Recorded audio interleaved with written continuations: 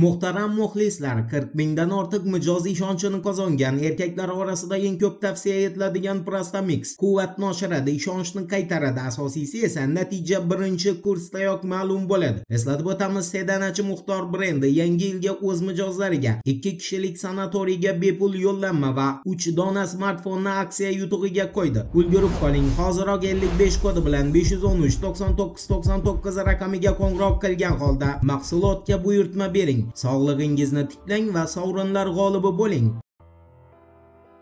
Assalomu alaykum qadrdon muxlis. Siz bilan siz bilgan va kutgan kanal Turfa. Ukraina Oliy Radasi deputati Artyom Dmitrukni o'zining X'dagi sahifasida yozishicha, Vladimir Zelenskiy Trampning o'limini kutmoqda va u bu orzusini Bryusselda ham yashirmadi. Endi fakt. Bild agentligining xabar berishicha, 18 dekabr kuni Zelenskiy Bryusseldagi Yevropa Ittifoqi sammitida Ukrainaning NATOga a'zo bo'lishini Trampning o'limi bilan bog'ladi. Zelenskiyga ko'ra, bugungi kunda Amerika Qo'shma Shtatlarida hukmronlik qilayotgan rahbarlar Kiyevni NATO tarkibida ko'rishni istamayapti va shuning uchun ham ular Ukrainadan ushbu huquqni tortib olishga harakat qilmoqda. Ammo shuni unutmaslik kerakki, davlatlar tepasida hokimiyat o'zgaradi va hukumat rahbarlari bu olam bilan vidolashadi. Keyin esa Amerika Qo'shma Shtatlarining Kiyevni NATOga a'zo bo'lish bo'yicha fikri ham o'zgaradi. Bu degani Ukraina Trampning o'limidan so'ng NATOga qo'shiladi degan gapdir. Bild agentligiga ko'ra, Vladimirlarning kenjasi Bryusseldagi o'z bayonotida Ukrainani urushni davom ettirishiga ishora qilgan. Uni bildirishicha, Kiyev Tramp talab qilganday Donbassdan o'z qo'shinini olib ketmoqchi emas. Shuningdek, Ukraina Trampni tinchlik rejasida ko'rsatilganday o'z armiyasidagi askarlar sonini 800 ming kishidan qisqartirishni ham rejalashtirmagan. Negaki Zelenskiyga ko'ra, Ukraina Rossiya bilan chegaradosh va Kiyevga Moskvadan tahdid Putin hukumatdan ketmas ekan hech qachon to'xtamaydi. Zelenskiyning bayonotidan xulosa qiladigan bo'lsak, u bir vaqtning o'zida ham Tramp va ham Putinning o'limiga umid bog'lamoqda. Ha, aytgancha, Zelenskiyga ko'ra, Ukraina Trampning ayrim shartlarini qabul qilgan holda frontni yopishga tayyor, ammo undan oldin Kiyevga Yevropa Ittifoqi 2026 va 2027-yillar, shuningdek Ukrainani qayta tiklash uchun Rossiyaning muzlatilgan aktivlaridan 200 milliard dollar pulni berish kerak. Vladimirlarning kenjasi ko'ra, Kiyev bu pullarni urushda vayron bo'lgan Ukrainani qayta qurishga va Amerika Qo'shma Shtatlaridan o'z armiyasi uchun qurol sotib olishga sarflamoqchi.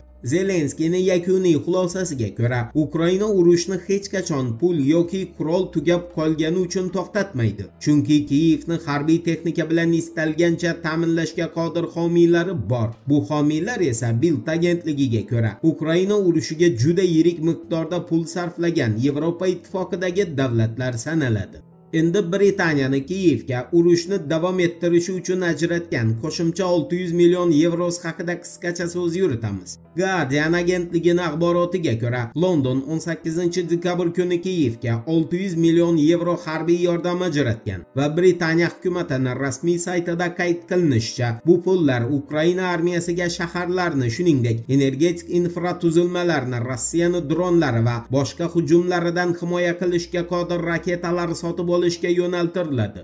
Endi Rossiyaning muzlatilgan aktivlarini musodara qilinishiga Germaniya kansleri Friedrich Merzning bergan izohiga o'tamiz. Spiegel agentligining xabar qilishicha, Friedrich Merz Moskvaning pullarini olib, ularni Kiyevga taqdim qilinishini adolatli qaror deya baholagan. Friedrich Merzga ko'ra, agar Yevropa Ittifoqi Rossiyaning muzlatilgan pullarini Kiyevga bermasa, urush juda uzoq yillar davom etishi mumkin. Bu pullar Kiyevga berilgandan keyin esa urush yana 2 yildan keyin yakun topadi va Rossiya Yevropani Ukrainani yolg'iz tashlab qo'ymasligiga ishonch hosil qiladi. Bundan tashqari, Friedrich Merzning bildirishicha, Moskva harbiy harakatlar davomida vayron qilingan infratuzilmalarni qayta tiklab berishga majbur va uni aktivlarini musodara qilinishi reparatsiya sifatida qabul qilinadi.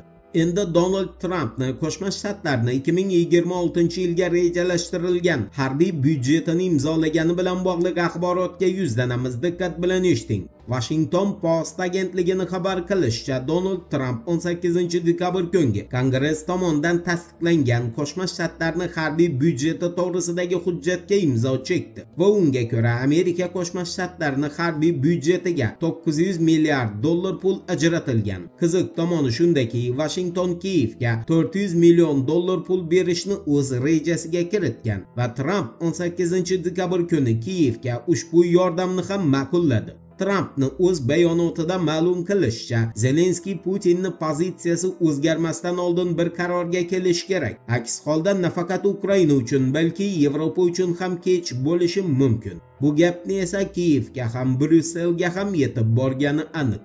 Voqealar rivojini birgalikda kuzatamiz. Turfovlan bilan qoling. Siz kutgan kerakli ma'lumotlar hali oldinda.